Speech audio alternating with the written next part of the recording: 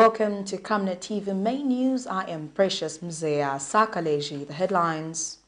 Government to take a position on MOPANI copper mines. Justice Minister dares the PF to proceed with contempt proceedings. The PF distances itself from financial irregularities in the auditor's report. And in international news, Tunisian opposition to boycott December legislative polls. And in sports, Under-23 coach OSWALD MUTAPA unveils a 36-man provisional squad. Join me with the details after this commercial.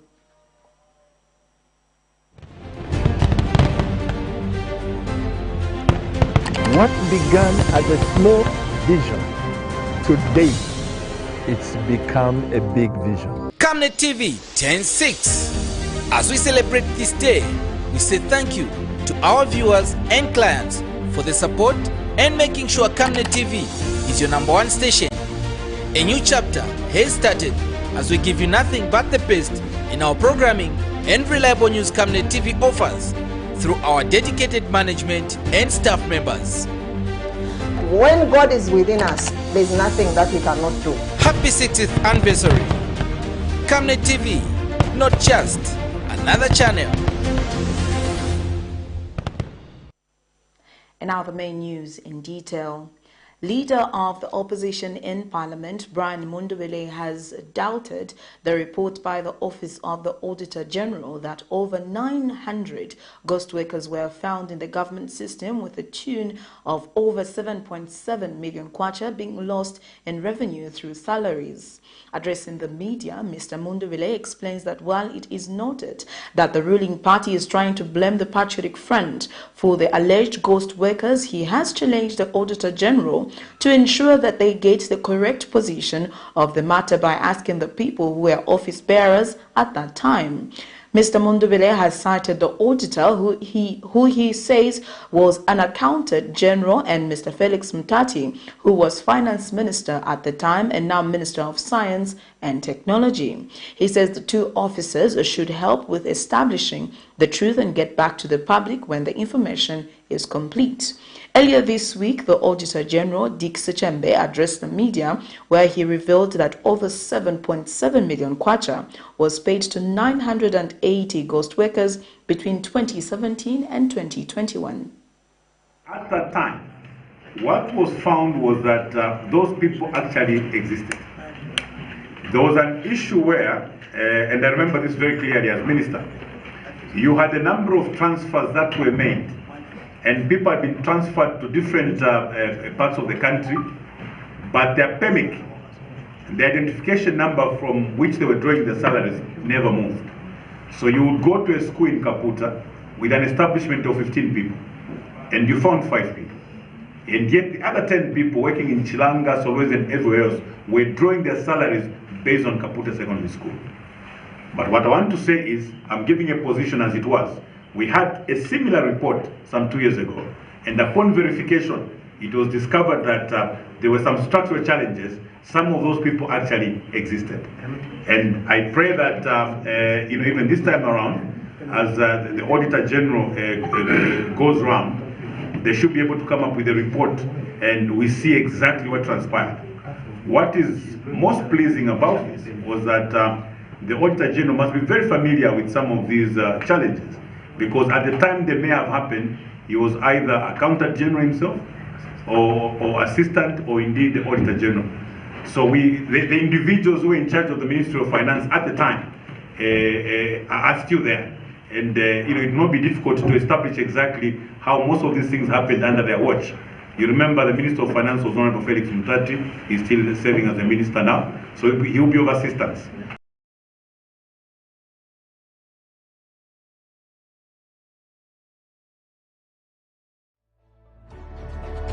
Water is life. Each drop counts, and each must be cherished. Our tried and tested product meets all international standards. With our smart drip technology, we aim to deliver precision irrigation designed to reduce blockage and wastage, ensuring a high yield. Rain Glow, your smart irrigation partner.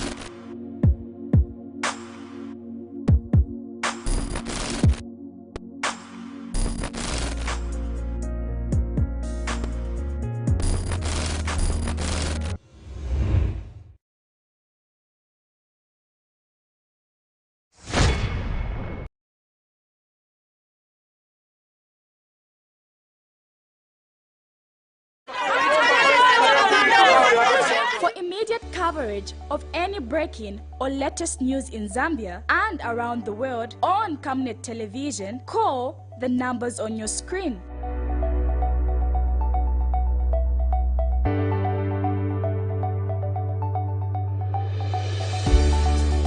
Camnet television, bringing to your screens fair news, impartial news, credible and reliable news all the time. Get the whole truth on Camnet World News.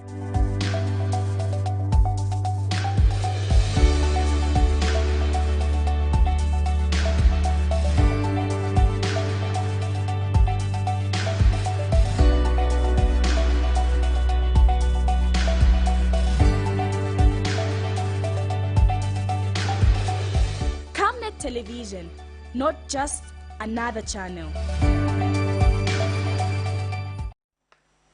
We sincerely apologize for the break in transmission, but we continue with the rest of the main news.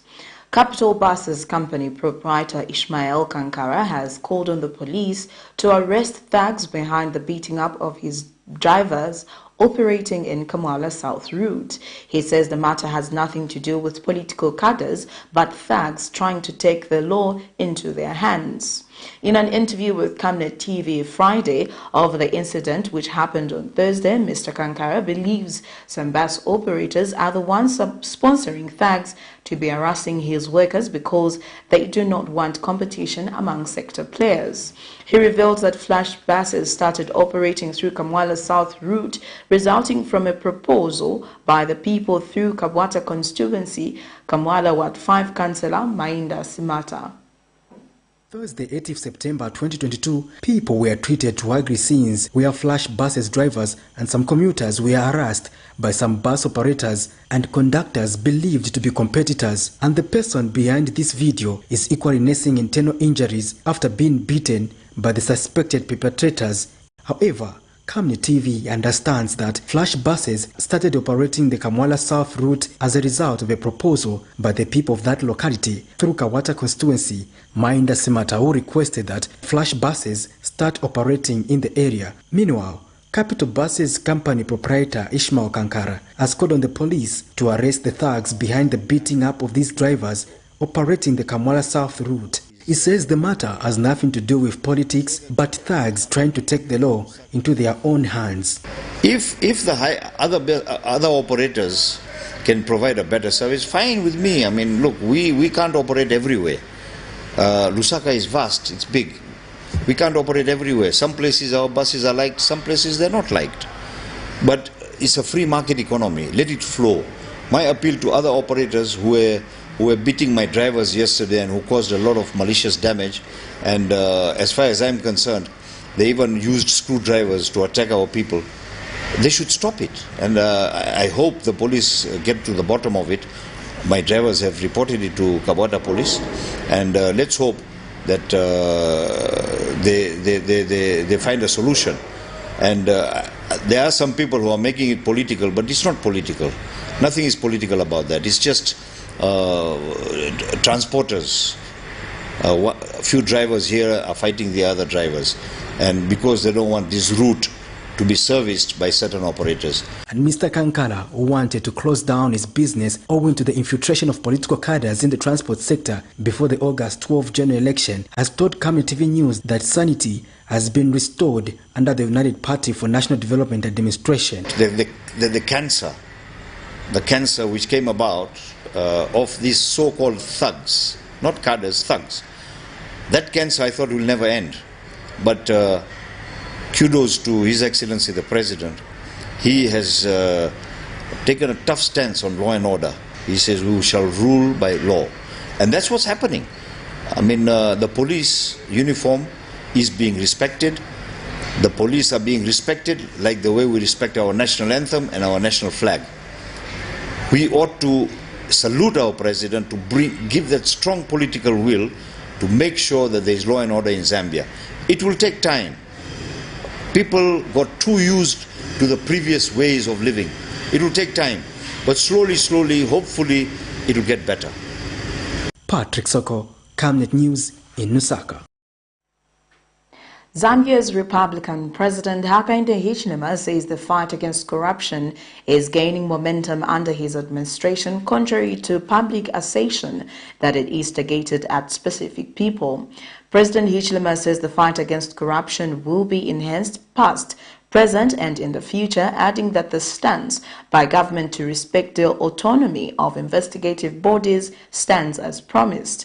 Mr. Hichilema was speaking when he officially opened the second session of the 13th National Assembly under the theme Working Together Towards Socio-Economic Transformation. Zambia's Republican President Hakainde Hichilema has officially opened the second session of the 13th National Assembly under the theme Working Together Towards Socio-Economic Transformation. And the president, who has continued to receive criticisms in the manner in which the fight against corruption has been applied in the country, says when others thought the fight against corruption will die under his administration, a crusade against the vice is however gathering momentum, and that his administration will ensure that corruption is curtailed at all costs. In order to re-establish the tenets of integrity and total accountability in the public service delivery, the crusade against corruption is gathering momentum. The crusade against corruption is gathering momentum. When others thought that is dying, it's actually gathering momentum. And shall remain decisive and will be cross-cutting with no sacred cows. And the president adds that he will respect the office of investigative bodies in the country to ensure that they manage better public debt contraction. The New Dawn administration has and shall continue to respect the autonomy of oversight and governance institutions such as, which ones? The Office of the Auditor General. The Office of the Auditor General. The Office of the Auditor General. The Office of the Public Protector. The Drug Enforcement Commission, and the Anti-Corruption Commission. Meanwhile, the president has argued that it is his government that sought for resources to complete hydro projects in the country, which have resulted in the end to load shedding. Price were able to raise money to do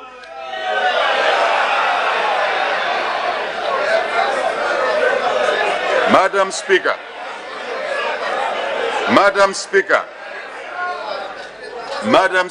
let me conclude on this part.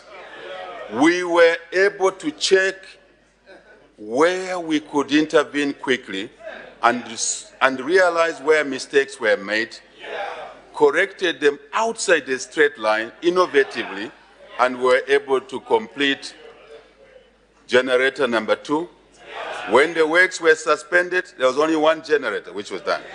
Generator number 2, number 3, number 4, and we'll be concluding generator number 5 in a few months. And President Hichilema has also disclosed that so far his government has clinched deals to supply products such as avocados, blueberries, and other fruits to the market in Europe, Middle East, China, and South Africa, and has encouraged farmers in the country to grow more fruits for the export market. Among other things, the president touched on the process of removing street kids from the streets, the issue of dealing with deforestation and waste management, and address irregularities in the mining sector, as well as law reforms and the allocation of 50% of available land to the women.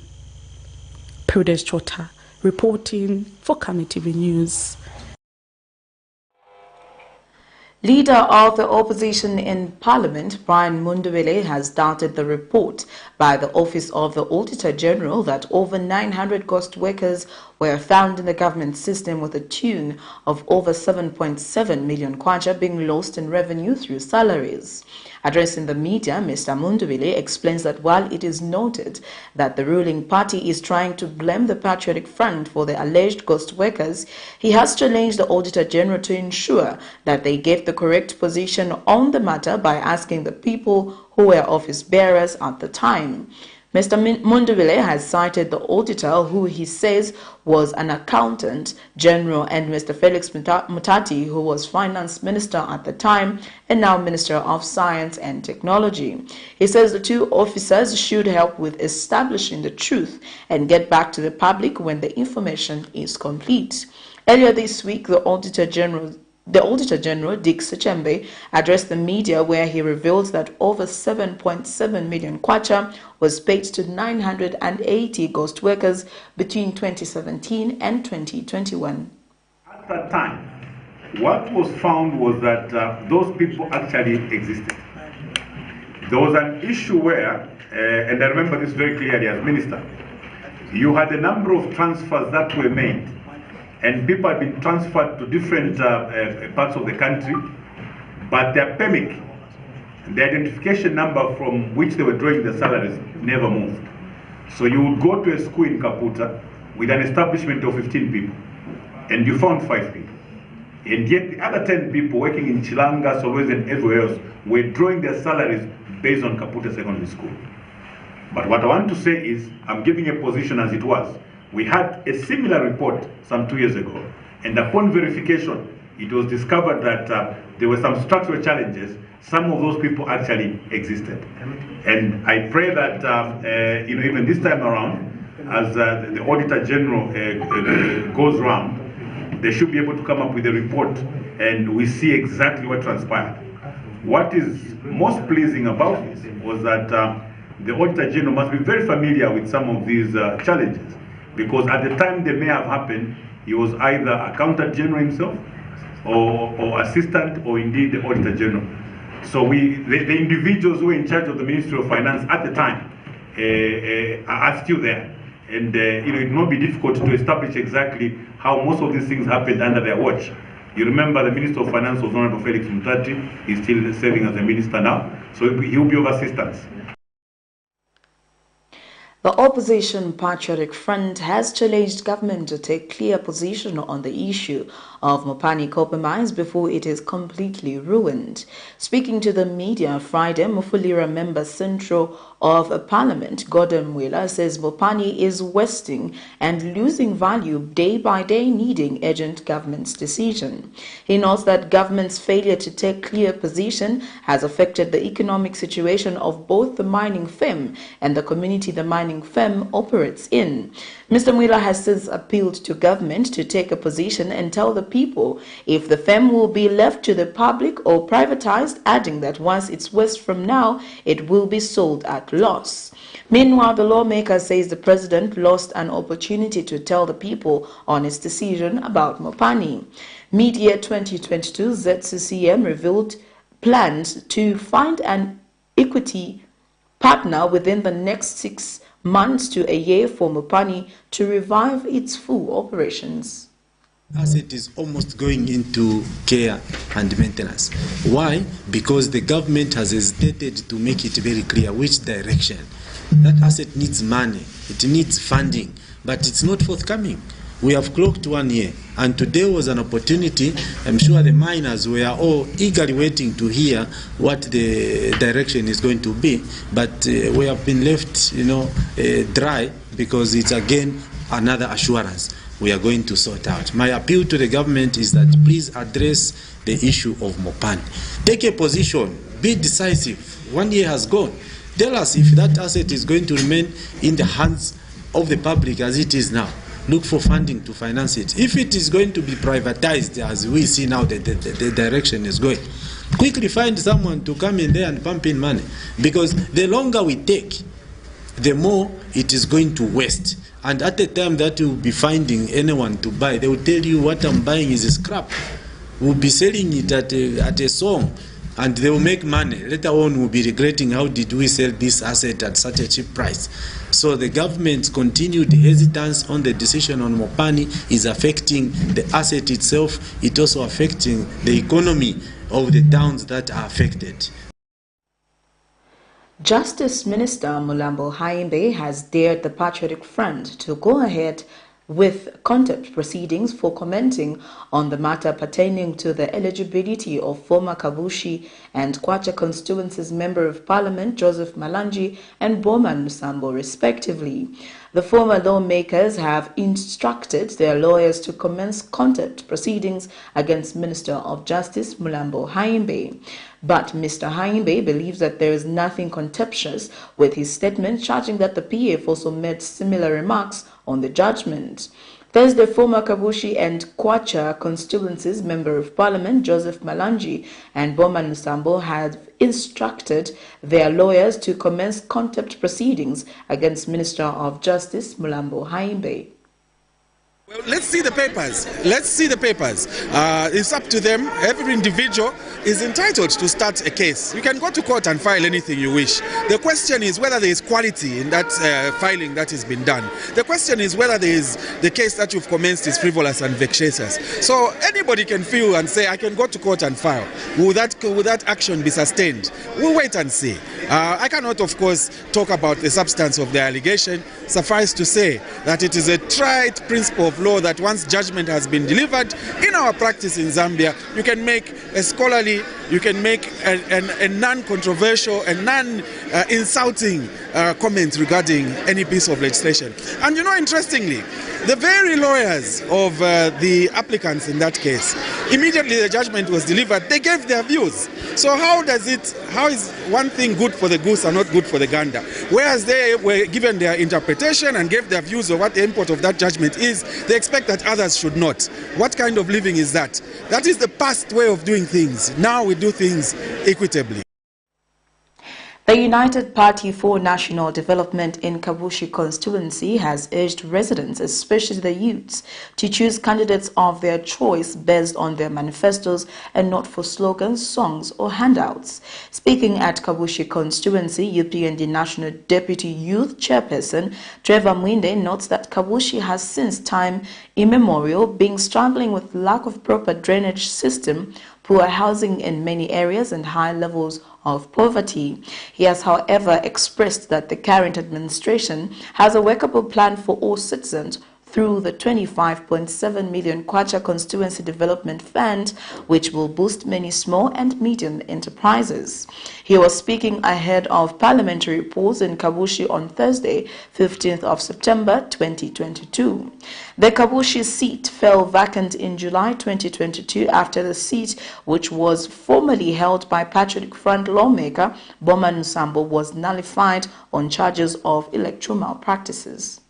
Abana benu tabaleyapo kuma colleges na ngoma universities pandishendera mashari kwa tabo 5 million ya misepera iya kweba tuyondera mabafire bayibomfya bashima bana market abari mu business ya kocha amataba kupanga vitumbua abare ama welders abakwata mababa shop so bonse fe bale bana basharira ukusharira ko bale sharira pakwisalira ko bati mwakwatire ba MP abare fo kutware efikansa pantage ifwenga ba UPND turemirayo kwebati ubuyo waraisa pamweyo wa muntu uri wonse uwaiperesha ngashuko atutabomba nobuteko wa new don administration tatukwete paka patrula kumuntu uri wonse ifenga ba UPND kwa baba iperesha sana uko turefo okuleta ubuyantansi munchende yenu muri bwangu tacherwa Zambia forward turefo kukosesha bena Kabushi. The new Dawn administration will seriously look into their plight of poor drainage system. Amayanda ukubunda yalapwa. There is poor drainage system which is accosted to poor leadership at member of parliament level.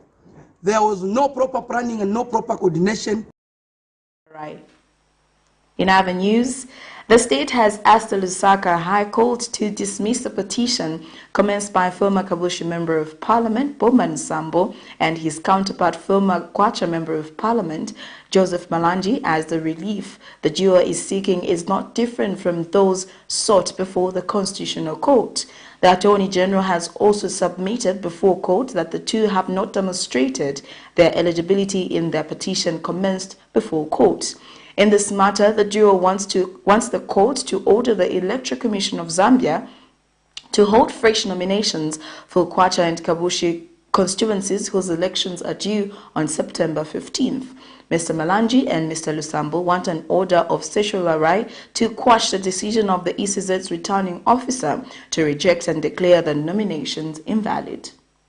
Arguments have continued before the Lusaka High Court in a case in which Mr. Boma Nsambo and Joseph Malangi have petitioned the Electoral Commission of Zambia and the Attorney General. In the latest submissions filed before court, the Attorney General has argued that the High Court has no jurisdiction to determine the petition brought forth by the duo on ground that the relief they sought are not different from those they had commenced before the Constitutional Court. This is in a matter in which former Kabushi Member of Parliament Boma Nusambo and his counterpart, former Kwacha Member of Parliament Joseph Malanji, have petitioned the Electoral Commission of Zambia and wants the court to order them hold fresh nominations for Kwacha and Kabushi constituencies whose elections are due on September 15th. Mr. Lusambo N. Malanji wants the court to quash the decision by ECZ made on the 25th of August 2022, where the commission rejected their nomination papers on the basis that they do not qualify to contest the election that was nullified by the Constitutional Court, citing Article 72(4) of the Constitution of Zambia Amended Acts No. 2 of 2016. The duo have also argued in their petition that ECZ, through its returning office, has no powers to reject their nomination papers on the basis that their elections were nullified, stating that this action violates Article 72(2) of the Constitution. Responding to their submissions, the Attorney General has however argued this morning in its latest submission that the two have not even demonstrated that they are eligible, adding that Mr. Malanji did not demonstrate in the High Court and Constitutional Court that he had a grade 12 certificate result in the nullification of his election.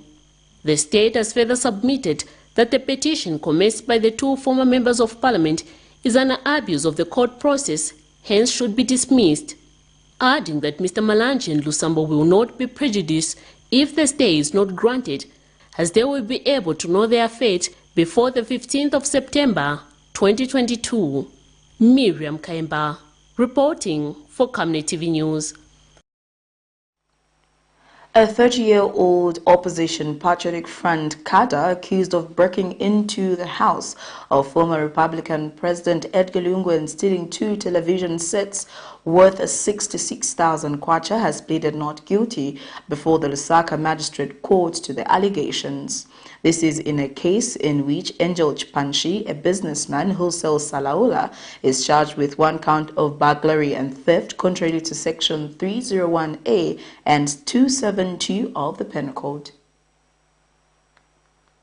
A Lusaka man accused of breaking into the house of former Republican President Edgar Lungu and stealing 2 TV sets last month made his first court appearance Friday morning before the Lusaka's Magistrate Court.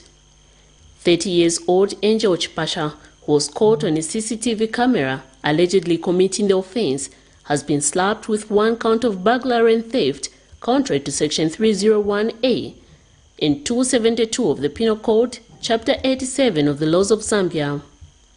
An allegation which he has pleaded not guilty to before Magistrate Crispin Hampungani this morning. The accused is said to have, on the night of the 9th of August 2022, broke and entered into the house of the former head of state and stole 2 Samsung TV sets valued at 66,000 kwacha, the property of Shivenzani Shavula.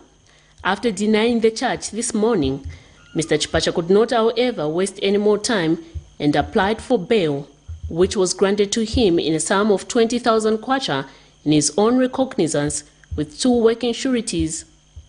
According to a statement recently issued by the police, Chipasha, who is believed to be an opposition Patriotic Front cadre, was linked to the theft on the 13th of August 2022 following an investigation that was launched. It is alleged that the accused, who had shifted to a new place after stealing the 2 TV sets, used to frequent the residence of the former head of state. After his arrest, the police said they managed to recover 1 of the stolen TV sets from him upon interrogation. However, he alleged that 1 of his colleagues, Emmanuel Walia, commonly known as Emma, also a PF cadre, had the other TV set and was already on the copper belt where he sold it to an unknown person. The accused is expected to appear before court on the 5th of October 2022 for his commencement of trial. Miriam Kaimba, reporting for Camnet TV News. Chibela Village Vice Head Woman Justina Piri in Wangwa district of Lusaka province says she has begun sensitizing parents on the importance of their children attending school, citing continued high numbers of teenage pregnancies amidst the free education policy. In an interview with Camnet News, the village head woman says this could attribute to many broken homes in the village as a result of alcohol abuse and gender-based violence. She notes that it is the duty of parents to desist from unproductive vices and encourage their children to attend an education. Gender-based violence in homes has continued to be one of the leading causes for children dropping out of school, according to the United Nations Educational, Scientific and Cultural Organization, UNESCO. This is because children from broken homes fail to dedicate their full attention to school, hence losing morale and dropping out in the process. This is the case of Chibela Village in Wangwa district of Lusaka province, where village vice head woman Justina Piri says teenage pregnancies are soaring despite the enhanced free education policy. She notes that the lack of role models to teach the children about the importance of school could be the cause. In this vein, the village vice head woman says she has begun mass sensitization among parents on the importance of school. Timapunzisako mazimai kunkhala bwino mu manyumba na mazibambo kusunga bwino akazi bawo na bana chifuka chakuti ngati kolo ya chimwamuna ichita vintu vosayenera pa nyumba kumenya bakazi ndiye kuti bana baja sibaza nkhala bana okula bwino na beve bana bankhala bali benzelu tieni kupunzira siwangapunzire buno bwino kairi makolo lyonse ankhala bachita bwanje swasungana bwino bangomenya na menyana ndiye na bana batengako vija baso so tima wauza uti pa nyumba muntu afunika nkhala ozichepesa waulemu ndiye kuti ija nyumba yonse bama nkhala bantu babwino ogwirizana. The Chibela village vice head woman adds that she is also incorporating issues of gender equality in the sensitization messages. Mwamuna sakuti ati ndabani head wapa nyumba mukazi kuti uzeko mwana wanga sinifuna kuyenda maendedo yaso mwamuna ati ndi opusa pano pa nyumba ndine leader ndina amene nifunika kupunzisa na eve mkazi anayo mphamvu yopunzisa mkhalido wapa nyumba wonse mwamuna na mkazi wafunika kupunzisira pamozi mkhalido wapa nyumba kumenyana sikufunika kupereka bana ku skulu ndiye chikulu maningi chamene mwana ngakule bwino pa nyumba. She has further challenged other traditional leaders to take the same path. Zipora Mshala, Camnet News, Lusaka. You're watching Camnet TV Main News. We'll take our first set of commercials. We'll be back with more after this. It's census time. The 2022 Census of Population and Housing will be conducted from 18th August to 14th September 2022. The census collects a lot of data for use in various aspects of social and economic planning for the country. We are all required to participate in the census by being counted. You will be counted from your usual dwelling place by a census enumerator. Please receive and cooperate with the census enumerator and provide the required information when you will be visited. Your responses to the census questions will be treated with strict confidentiality and will be used for statistical purposes only. Hi, I'm coming to count you. Because everyone counts. This message is brought to you by the Zambia Statistics Agency with support from the UNFPA.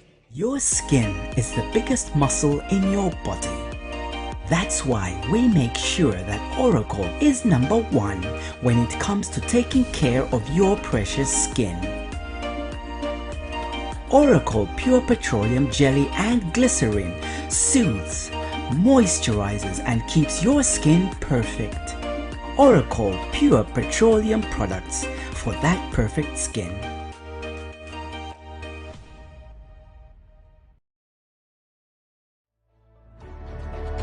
Water is life. Each drop counts and each must be cherished. Our tried and tested product meets all international standards. With our smart drip technology, we aim to deliver precision irrigation designed to reduce blockage and wastage, ensuring a high yield. RenGlow, your smart irrigation partner.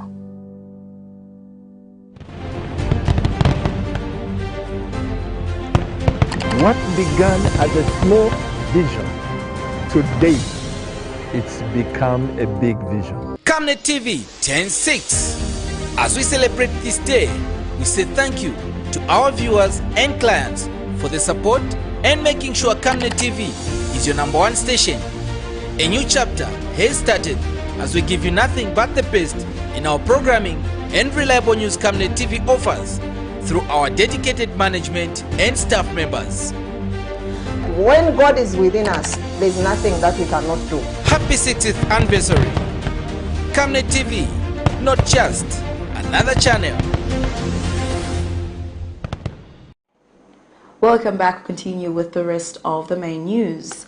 The Zambia Statistical Agency, ZAMSTATS, has appealed to all citizens who have not yet been counted by enumerators in the ongoing census of housing and population exercise to report to the agency. ZAMSTATS interim statistician General Mlenga Msepa says 86% of households have so far been reached and that 86% of citizens have already been counted. Mr. Msepa also says it could be said for the exercise to be complete while some people remain uncaptured. He has since appealed to all those who are not usually found at their homes to leave a note on their doorsteps indicating the day they will be available to respond to the enumerators.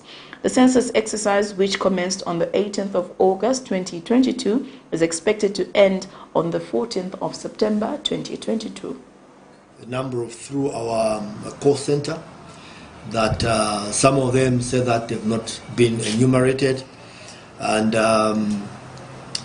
what seems to have appeared from our own assessment is that because of the understanding and more publicity, there are a number of people now willing to be enumerated, and therefore they are saying that they've not been enumerated. My first appeal is that because a number of them could be busy, the most important thing between now and next Wednesday is to leave a word with whoever is home to indicate when they feel the main respondents will be available to be enumerated. And that's important. And even leaving a phone number so that once enumerators come, and we're also appealing to enumerators to leave the phone numbers so that they can be contacted and agree when this enumeration can be conducted, and we prefer that this enumeration can be done during the day so that our enumerators also go back home or wherever they are, knocked off during the times when it's not that dark. So we are appealing to those that have not been enumerated.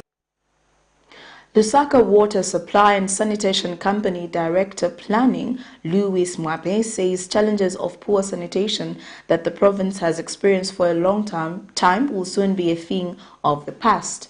Mr. Mwape says the water utility has embarked on technological innovations to track the delivery of water and sanitation services from inception to the final stage.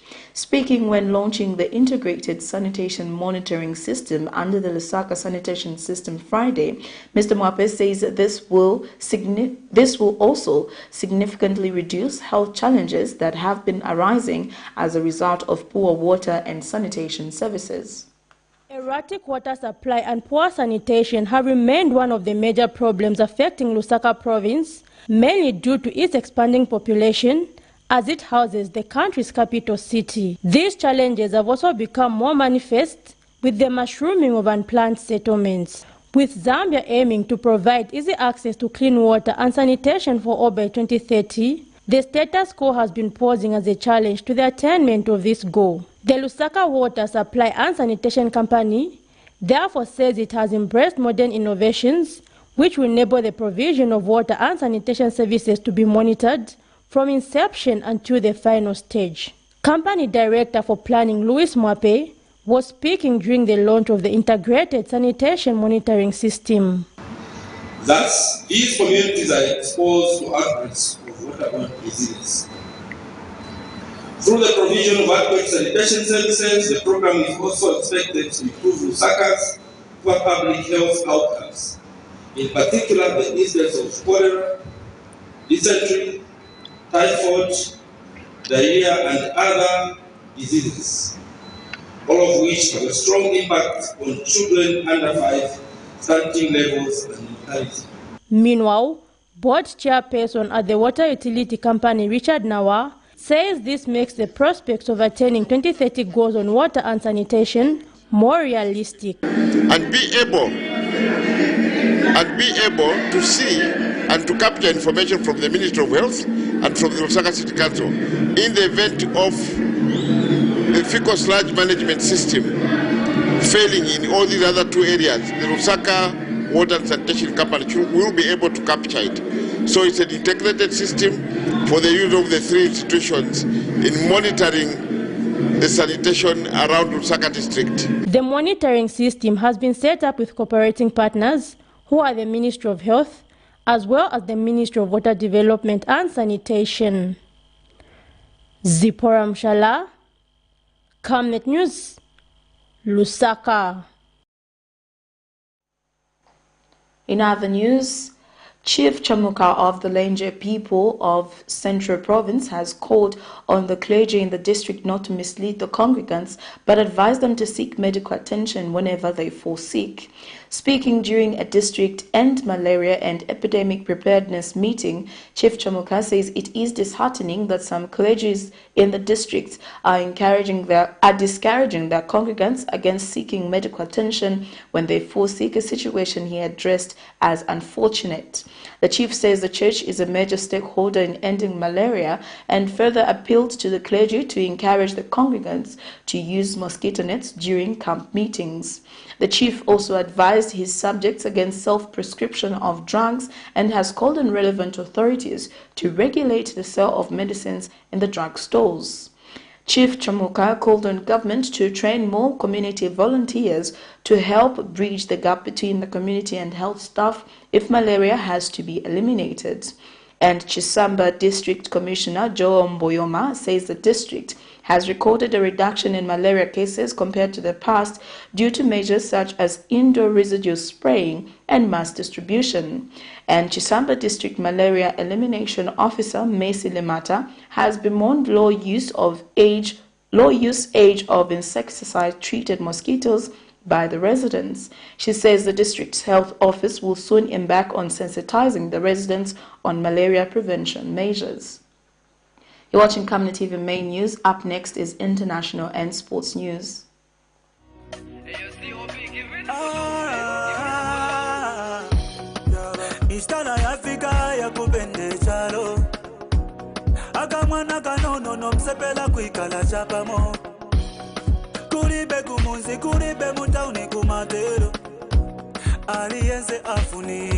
The Zambia Statistics Agency will this year conduct the 2021 census across the country. The census aims to count people in households, rural and urban, hospitals, military, police and correctional facilities. This numbering will extend to hotels, farms, as well as high-density areas with different families sharing a house and those in transitory locations. Every person in the country matters and should be counted because the census will benefit all, from migrants, refugees and street children, homeless people, the young and the old people, as well as persons with disabilities. Everyone counts. This message is brought to you by the Zambia Statistics Agency. For immediate coverage of any breaking or latest news in Zambia and around the world on Camnet Television, call the numbers on your screen.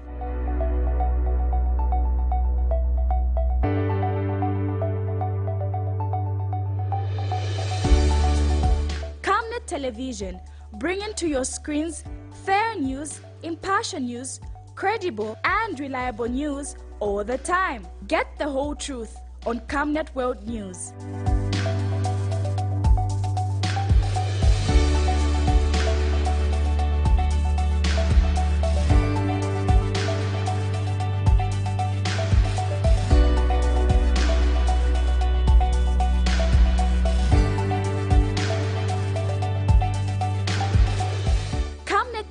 Television, not just another channel. Thank you for staying with us. We now get into our international news. Tunisia's main opposition alliance says during a press conference it would not participate in the December pause set to replace a parliament dissolved by the president. On Wednesday, the head of the National Salvation Front Alliance said the boycott was a response to Kais Saied's politics.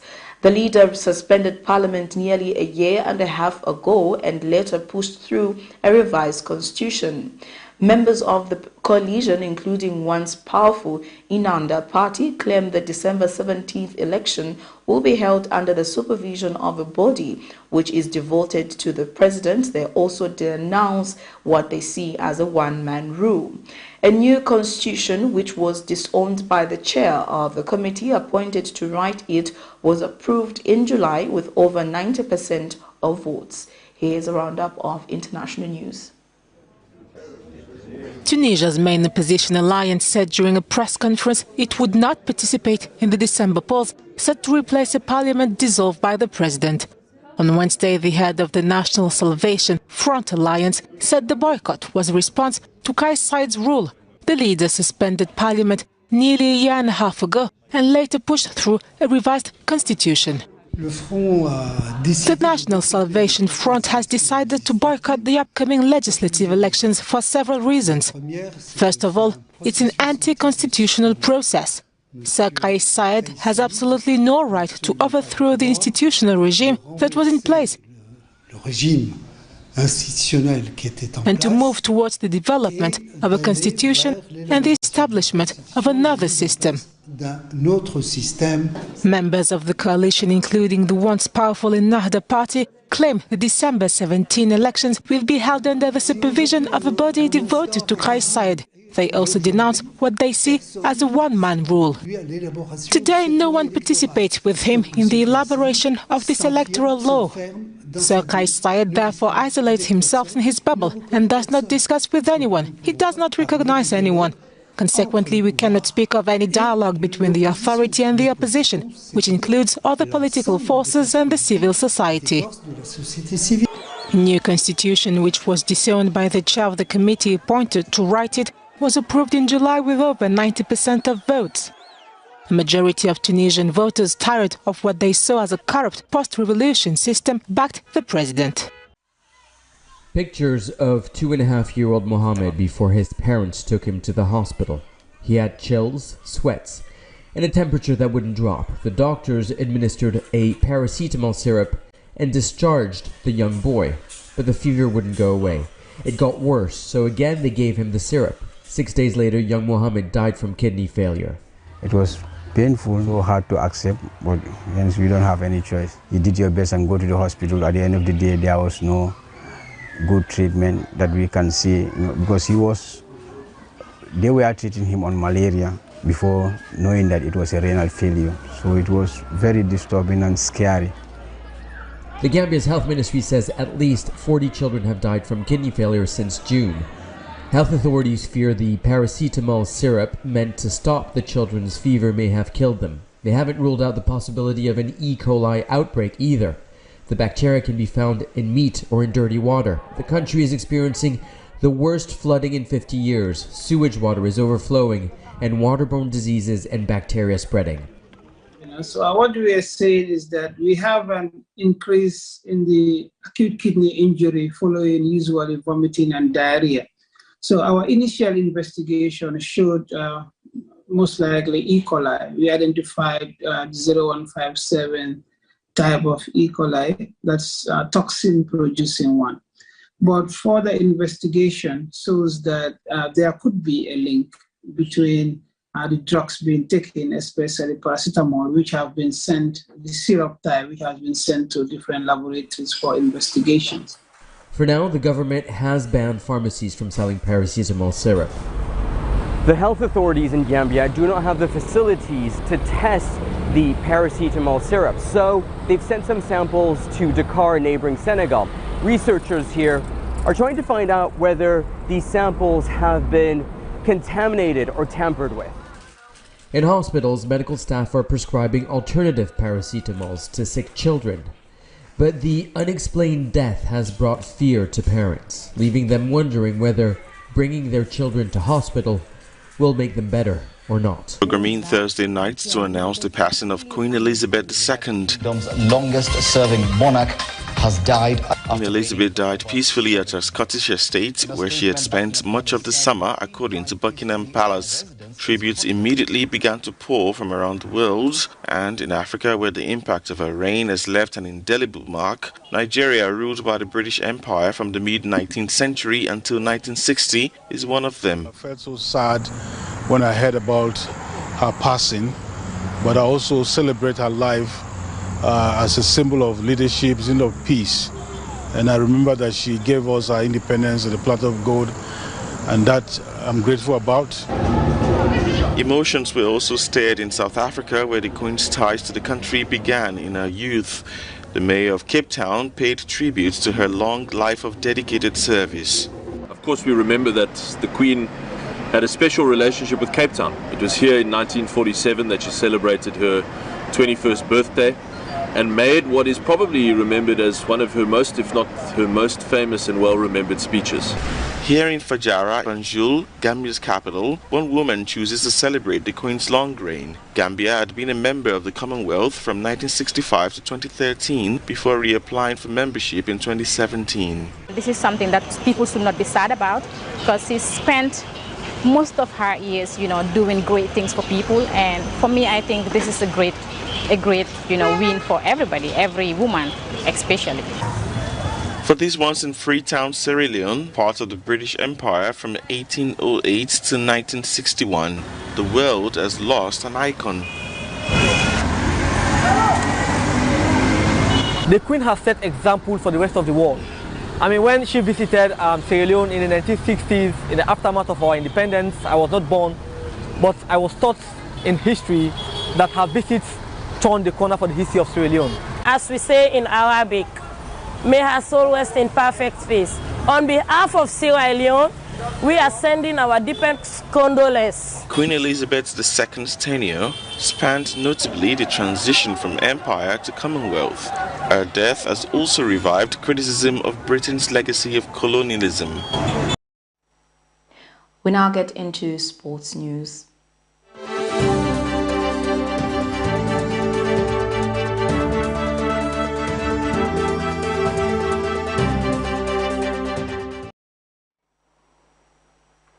The Zambia women's national team has qualified to the final of the 2022 edition of the Women's COSAFA Championship after beating the defending champions Tanzania by 2-1. Copper Queen's first goal came from striker Barbara Banda, who found the back of the net in the 12th minute of playtime.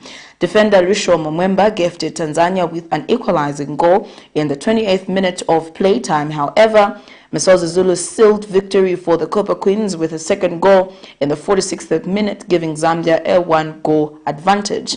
2-1 was the final scoreline as the Copper Queens await winners of the Namibia versus South Africa game to know who they will face in the final. The final of the COSAFA Women's Championship will be played on Saturday, 11 September 2022. In another sports item, the Zambia under-23 coach OSWALD MUTAPA has unveiled his 36-man provisional squad for the Africa Cup of Nations qualifier matches against Sierra Leone. He has since thanked the Football Association of Zambia for entrusting him with the responsibility to lead the under-23 teams. The team comprises of Patrick Choma from Prison Leopards, goalkeepers, Lefson Banda, Zesco United, Jeban Tembo, Red Arrows, Mukukachirufia, Shamuel. Defenders, John Chimba, Zesco United, Emmanuel Wadia Chembe from Nchanga Rangers, Andrew Piri from Nchanga Rangers. Andrew Piri, Nchanga Rangers, is graduating from the under-20, same as the goalkeeper Patrick Choma. So have others that are playing outside the country, like Prince Mumba in Croatia, Lamek Banda in Italy, Miguel Chaiwa in Switzerland, Gordon Mafuenta with Rio Monaco in the United States, Mane Chiwisa, Atlanta, Italy, Peter Chikola in Croatia, Jed Katongo with Manchester City in England, many more that are out there, but the doors will still be open. Like I said earlier on, maybe yesterday, and have people seen in the paper, anyone with potential will be included in the team. Well, that sports item brings us to the end of Camnet TV main news, but before we go, here are the headlines once again. Government challenged to take a position on MOPANI copper mines. And Justice Minister dares the PF to proceed with contempt proceedings. The PF distances itself from financial irregularities in the auditor's report. And in international news, Tunisian opposition to boycott December legislative polls. And in sports, Under-23 coach OSWALD MUTAPA unveils a 36-man provincial squad. Before we go, our Camnet verse of the day is coming from Titus 2 verse 2, and it reads, "Teach the older men to be temperate, worthy of respect, self-controlled, and sound in faith, in love, and in endurance." Thank you for watching. I am Precious Mzea Sakaleji. Pleasant viewing.